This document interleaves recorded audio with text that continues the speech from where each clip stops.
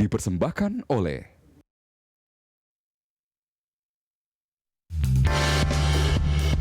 Antaraja mematok target yang tinggi di tahun 2020. Perusahaan ekspedisi ini menargetkan pengiriman barang sebanyak 18 sampai 20 juta paket dalam setahun.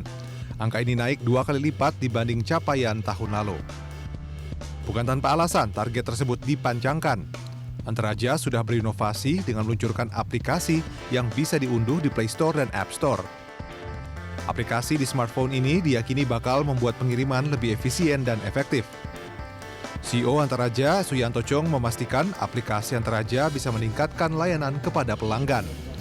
Langkah ini selaras dengan komitmen Antaraja untuk memberikan kemudahan kepada semua pelanggan dengan layanan yang cepat, aman, dan mudah.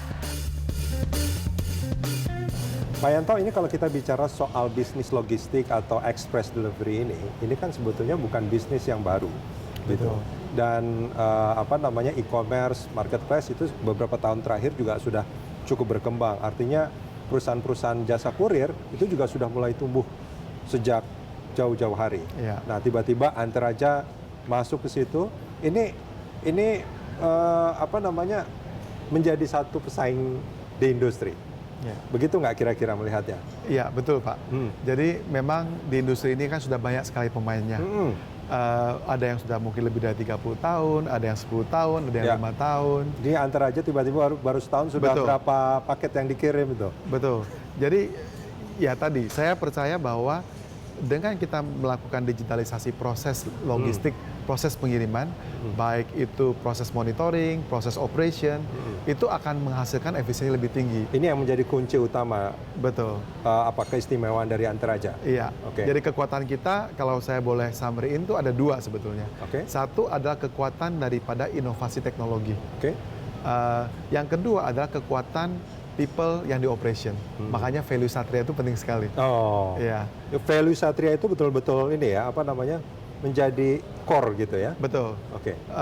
Para Satria kita adalah core karena mereka adalah wajah kita di lapangan. Value itu adalah pegangan kita.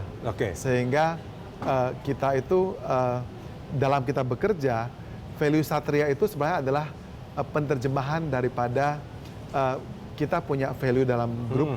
Kita ini bagian daripada Triputra Group.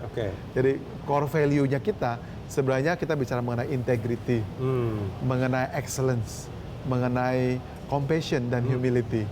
Jadi 4 ini yang kita terjemahkan dalam bentuk Satria. Oke. Sebetulnya itu ya kuncinya sebetulnya. Nah, kalau kita bicara soal persaingan sendiri, tadi memang sempat disebutkan sama Pak Yanto bahwa ini marketnya masih sangat terbuka lebar. Artinya ini bukan satu industri yang jenuh sebetulnya. Boleh saya katakan begitu? Betul. Bahkan ada orang yang mengatakan bahwa sebetulnya limitasi pertumbuhan e-commerce itu akan sangat dibatasi oleh kemampuan satu negara melakukan delivery paketnya. Bayangkan kalau semua orang bisa beli online, tapi nggak bisa dikirim, tentunya akan membatasi pertumbuhan e-commerce itu sendiri.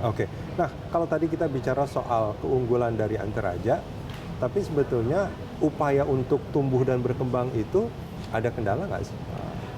Sebetulnya ya mungkin nomor satu adalah waktu gitu ya, karena kan kita pasti harus bekerja ada waktu untuk membangun network nomor satu. Terus image, karena orang belum kenal Antaraja itu apa, gitu kan? Ya, awal-awal saya juga ngelihat ada mobil box gitu, ada tulisannya Antaraja. Saya kira ini salah tulis mungkin ya, harusnya Antarija gitu. Tapi nggak mungkin itu salah gitu. Betul. Kan? Jadi branding itu juga satu hal yang perlu kita lakukan. Nah, Anda melihat brand Antaraja sekarang, Antaraja sekarang itu udah cukup dikenal? Sebetulnya di kalangan pemain e-commerce, ya mungkin mereka kenal. Tetapi memang secara umum, kalayak umum, mungkin belum terlalu. Harus dibangun Masih lagi. Harus dibangun lagi, betul. Harus dibangun lagi. Nah, kemudian yang berikutnya adalah mungkin education atau behavioral, karena orang masih terbiasa dengan datang kirim paket, karena mungkin mereka belum tahu ada opsi bahwa ada yang lebih mudah sebetulnya, lebih efisien dan lebih enak buat mereka. Nah, itu perlu waktu untuk kita educate. Jadi itu mungkin kalau masyarakat sudah teredukasi, Antaraja itu jadi luar biasa itu. Amin.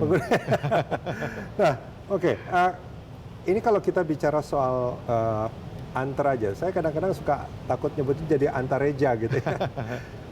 Ini dari pakaiannya juga agak khusus gitu. Saya lihat warna magenta itu menjadi dominan. Betul. Ini memang pilihannya. Betul. Jadi pada saat kita awal, ketika kita mulai, kita memilih warna apa ya yang pas ya. Yang kita maunya warnanya unik, tapi juga fresh, karena muda gitu. Karena ini perusahaan-perusahaan startup di company ini rata-rata ya umurnya 20-an, millennials. Nah, akhirnya kita memutuskan, oh warna magenta ini. Jadi kalau kita berharap ketika di jalan pun orang langsung lihat, oh itu Antaraja. Karena memang orang mengenal kita dengan warna magenta.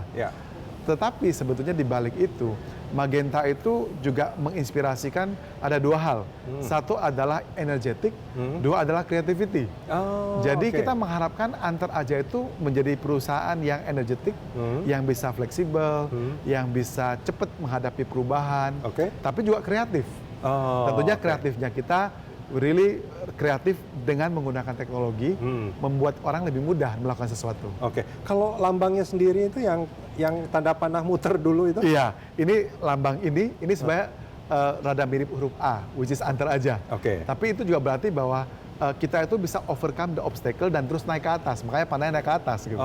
Jadi kita berani dan siap menghadapi tantangan, mau diputerin juga nggak apa-apa, kita berani untuk naik ke atas terus. Antaraja punya ambisi untuk menjadi pemain utama atau pasti Pak, setiap orang pasti kita pengen sekali. Jadi kita punya mimpi jadi pemain yang utama juga gitu. Mimpi kita ya mungkin dalam 4 atau 5 tahun ke depan kita bisa menjadi nomor 2, nomor 1 gitu. Pak Yanto, kita jeda sebentar. Kita akan lanjutkan ini di segmen berikut. Pemirsa jangan kemana-mana, kami segera kembali.